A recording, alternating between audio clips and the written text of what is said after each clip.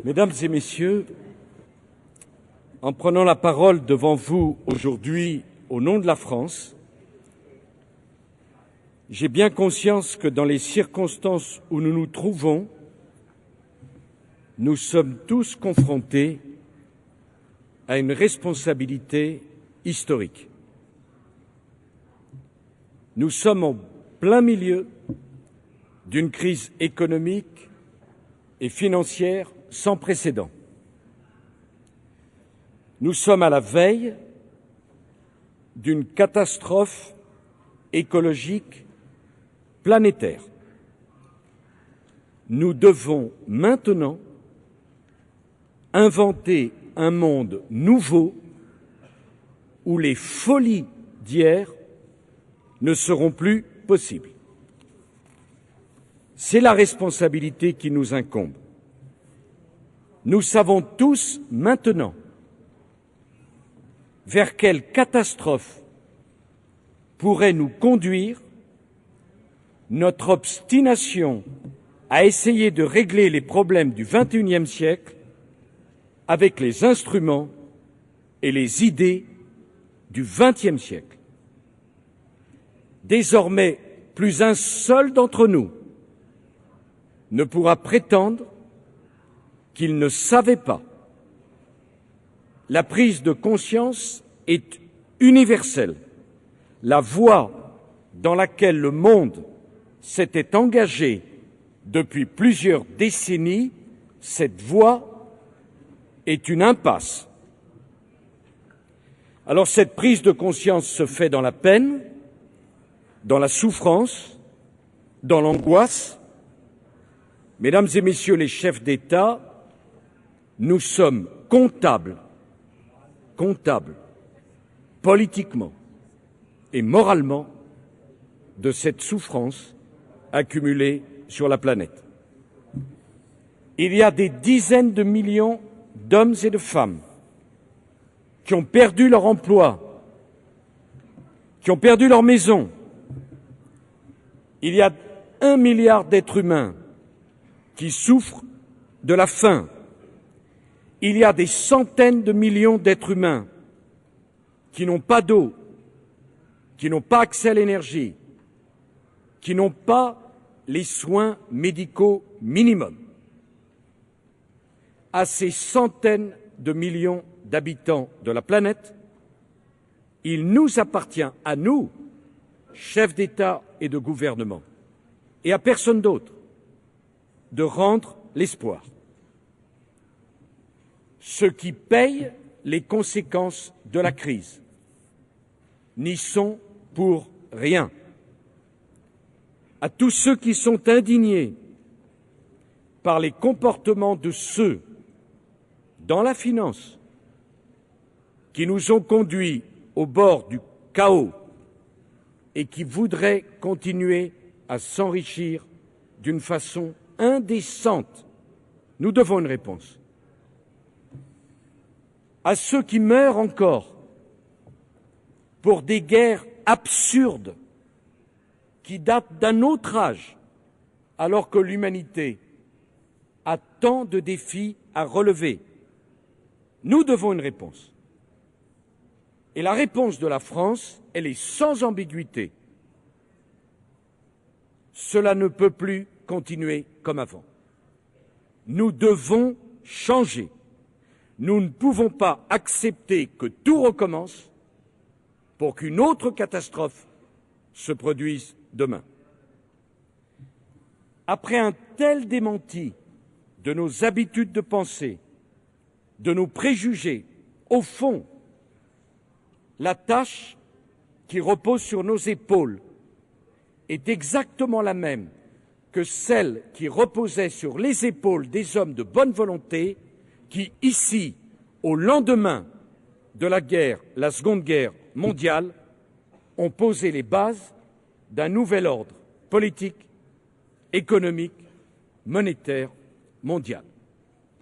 La génération qui nous a précédés a été à la hauteur de ses responsabilités. La question qui se pose aujourd'hui, serons-nous nous-mêmes à la hauteur de cette même responsabilité? Le monde va changer, il ne peut pas en être autrement. La seule question qui se pose, le monde va-t-il changer parce que nous saurons faire preuve de sagesse, d'intelligence et de courage, ou bien le monde va-t-il changer parce que de nouvelles crises surviendront si nous n'avons pas la sagesse de prendre la voie de changements radicaux. La vérité, c'est que nous avons déjà trop attendu pour réguler la mondialisation, pour lutter contre le réchauffement climatique, pour faire obstacle à la prolifération nucléaire. Et je veux dire aux dirigeants iraniens, avec solennité, qu'en misant sur la passivité de la communauté internationale pour poursuivre leur programme nucléaire militaire, ils commettraient une erreur tragique. Nous avons trop attendu pour rétablir la paix au Moyen-Orient en donnant au peuple palestinien cet État qui lui est dû au nom du droit et au nom de la justice. Et nous avons également trop attendu pour garantir au peuple d'Israël ce droit de vivre en sécurité que les tragédies de l'histoire lui ont rendu si nécessaire. Alors nous savons ce qu'il nous reste à faire. Élargir le cercle des membres permanents et non permanents du Conseil de sécurité. Je le dis au nom de la France, il est inacceptable que le continent africain n'ait pas un seul membre permanent au Conseil de sécurité. C'est inacceptable. C'est inacceptable parce que c'est injuste.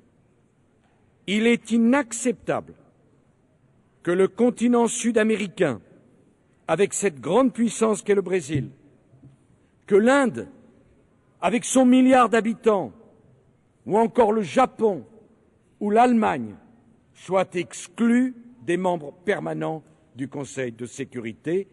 C'est inacceptable et je le dis ici, il en va de la légitimité de l'ONU.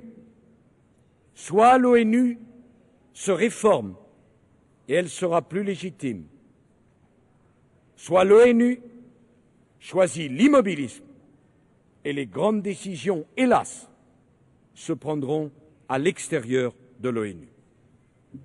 Il faut réformer le FMI et la Banque mondiale. C'est une nécessité. Les droits de vote doivent y être plus équitablement répartis et la mission du FMI comme de la Banque mondiale doit être redéfinie.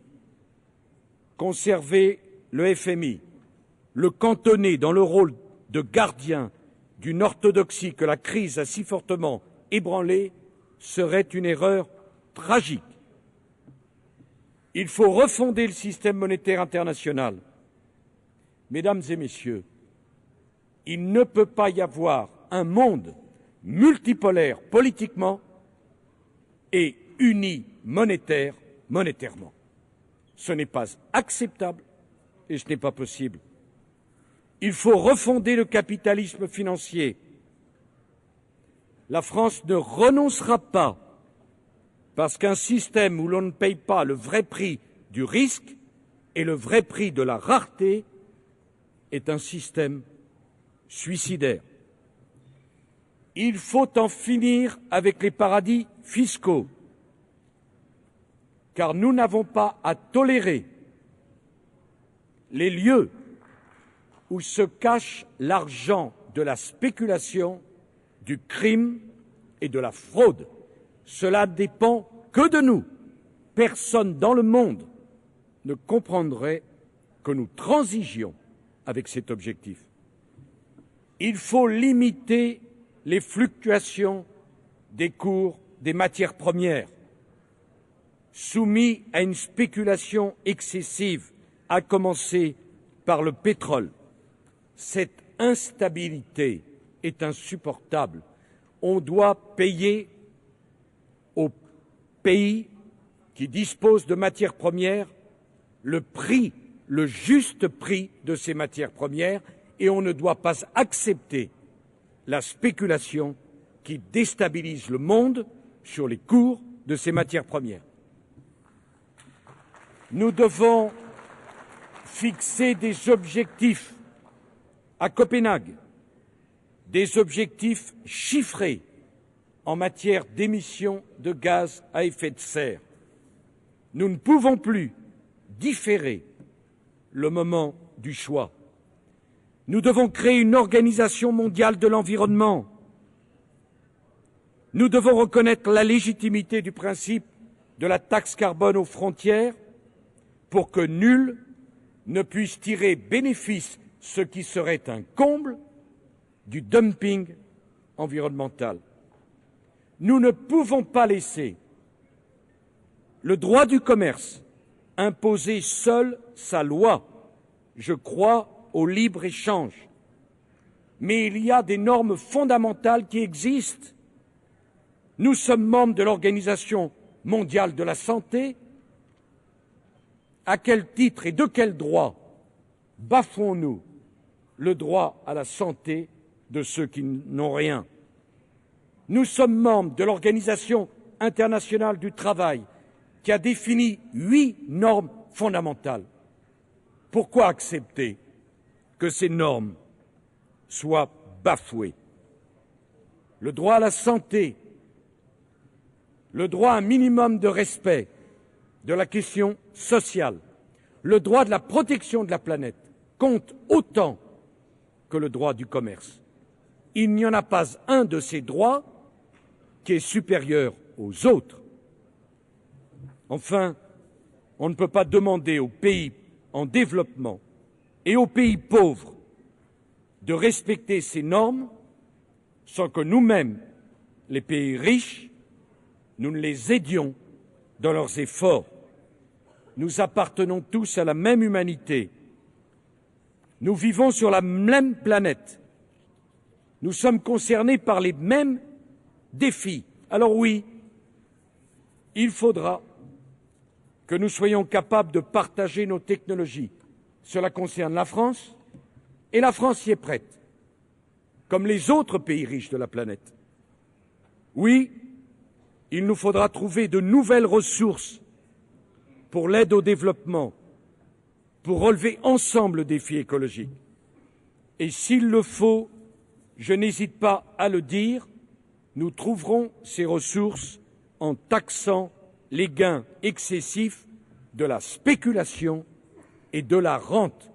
Il n'y a pas à aller chercher beaucoup plus loin des ressources, elles existent là. Je lance un appel par ailleurs à tous les États, à toutes les organisations internationales, pour que les recommandations de la Commission présidée par M. Stiglitz soient mises en œuvre partout. Nous nous trompons dans les critères et les indicateurs de calcul de la croissance. Mesdames et Messieurs, la tâche est immense. Elle ne fait que commencer. Alors raison de plus pour commencer maintenant et commencer vite. Nous n'avons plus le temps.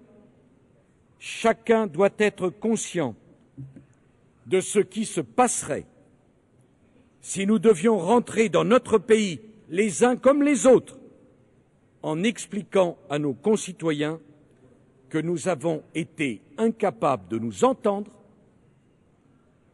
d'imaginer de nouvelles solutions, alors qu'eux souffrent tant des conséquences de la crise. Mais je veux avertir très simplement qu'à Pittsburgh ou à Copenhague, rien ne serait pire qu'un compromis médiocre. L'opinion mondiale et les circonstances exigent que l'on règle réellement les problèmes et nous interdire de faire semblant. Mesdames et Messieurs, mes chers collègues, les risques de crise les plus graves,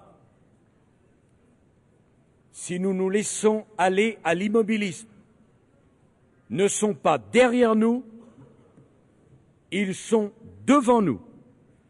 Nous sommes dans un de ces moments de l'histoire où les décisions politiques engagent profondément l'avenir et pour longtemps. Nous n'avons pas le choix. Nous devons prendre des risques parce que le plus grand risque aujourd'hui serait de ne rien faire, de nous laisser porter par la force des habitudes, de penser que nous avons le temps et du temps, la France est venue vous dire « nous n'en avons plus ».